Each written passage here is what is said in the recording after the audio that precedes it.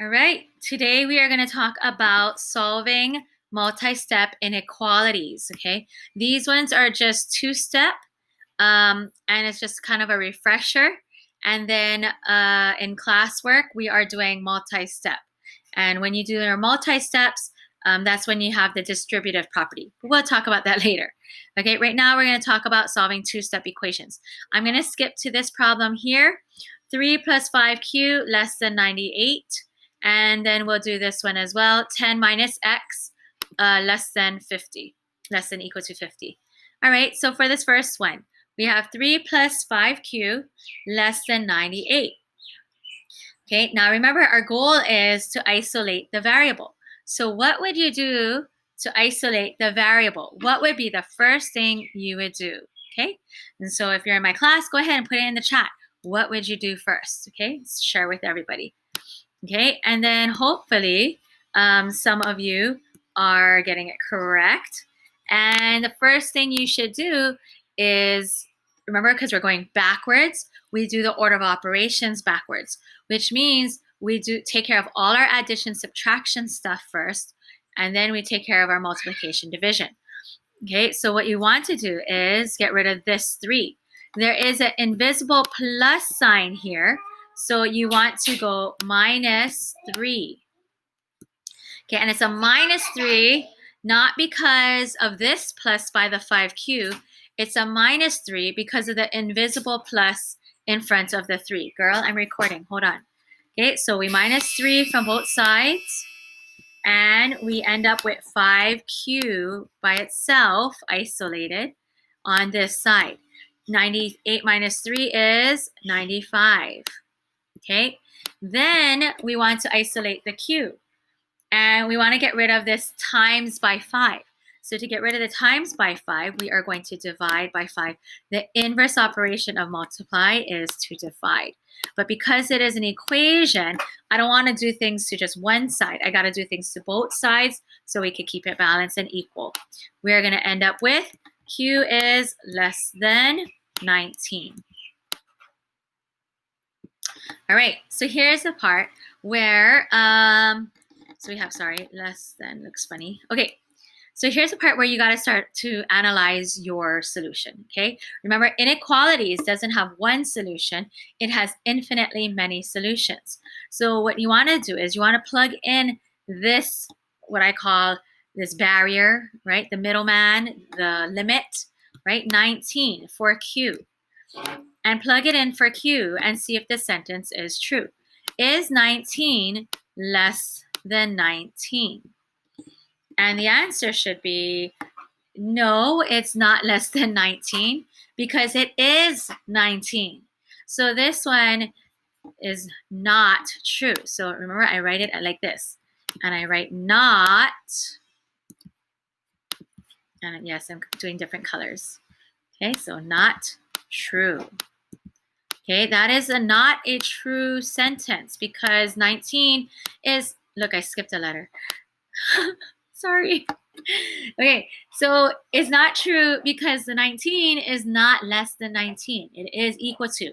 All right, now the reason why I did a different color is because, so you can remember, when it is not true, that means our graph is going to be an open circle. I'm going to clone this guy and take him with me. Okay, now when we get to the graphing thing, okay, I put my middleman there, that 19, that barrier, that limit in the middle.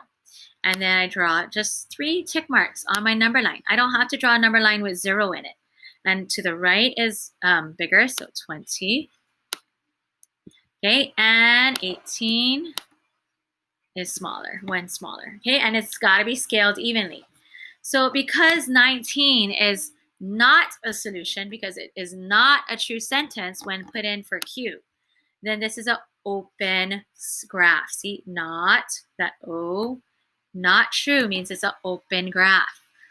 Okay, it's not a closed dot, it's an open circle, and it is less than 19, which means it is anything that is smaller than 19, including 18.9999999 forevermore. It's super, super close to 19.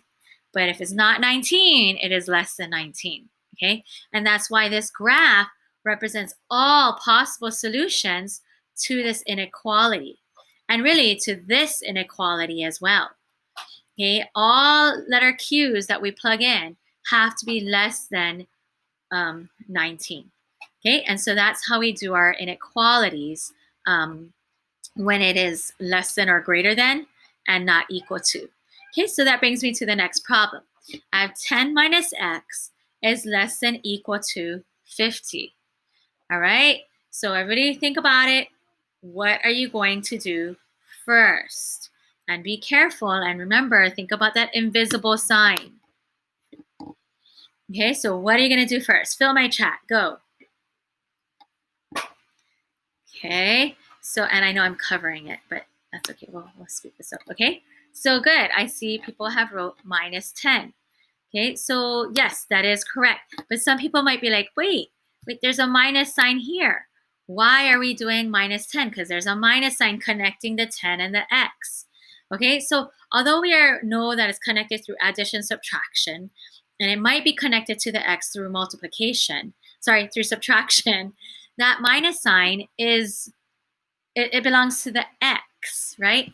And the 10 has an invisible plus sign there. Okay, so when we are doing our inverse operations, we need to look at the sign that belongs to the number, okay? And that's the positive sign. So we are going to do a minus 10 from both sides because that's the inverse operation of a positive 10. Okay, so minus 10 on this side as well. I can't write good today. Okay, 10 minus 10 goes to 0. 0 minus x is a minus x. Okay, so you can see how we just cross that out and ignore it, but bring down everything that we didn't deal with. We didn't deal with this minus sign. It is still there. We bring it down with our x. So negative x is less than equal to, and 50 minus 10 is 40. Okay, so now we have negative x is less than equal to 40. Okay, but we don't want a negative x. I want a positive x. Okay, so to undo a negative x, you can either multiply or divide, but I just like to multiply. So we multiply by a negative 1. Now here's the trick. Remember, anytime we multiply or divide by a negative, remember negative, that's doing the opposite of, right? So we're taking the opposite of a negative x, and that's going to give us x. We're taking the opposite of a positive 40, and that's going to give us a negative 40. Okay, so we just did the opposite of the left side of the inequality and the opposite of the right side of the inequality. Don't forget, we need to do the opposite of our inequality symbol as well. Okay, so that's why they say anytime you multiply or divide by a negative, our inequality symbol has to flip, right? Because now we're doing the opposite, okay, of everything, including the inequality symbol. So negative x was opposite, became x. Less than equal to became greater equal to. Positive 40 became negative 40, okay? And that's the correct way to do it. You should, if you multiply or divide by a negative, flip your inequality symbol, okay? So here we are, x is greater equal to 40. So here we start to analyze our solution and our barrier and our limit. We're gonna say, wait a second, is this limit part of our solution or not? And if it makes the sentence true, it is part of our solution. If it is not true, it's not part of the solution. It shouldn't be included in our graph. And that's when we do an open circle to say 19 is not part of our graph, but it is our limit, our barrier. Okay, so let's go. If I plug in negative 40 in for x, is negative 40 greater or equal to negative 40? What do you guys think? Negative 40 greater or equal to negative 40, okay?